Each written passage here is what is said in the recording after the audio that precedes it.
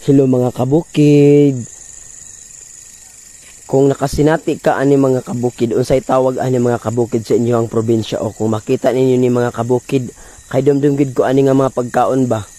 Since elementary hantod karon, kung makakita gyud mi ani daplin sa sapa, padulong ka sa bukid, daghang gud kay ni makita nimo ani. Ang ginatawag ani sa amo, ang tawag ani diri sa amo ang mga kabukid is pavilion, ang tawag ani diri sa amo. Kung batang 90s ka, kabalo ka ani kung unsa ni nga pagkaon. Kani isa gyud ni nga mga pagkaon nga every time ang labas sa eskwelahan, walay mga klase. Kani gyud din ang punteriya sa daplin sa sapa ba o. Unya sa bukid daghan pud kay ni. Kaway-kaway sa mga nakakaon ani o.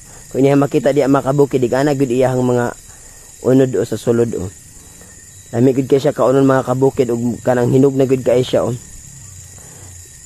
Ang ana gyud ang iyahang ano, mga gagmay ra kay siya nga mga circle ba o, kung makita ninyo tamis gyud kayo mga kabukid.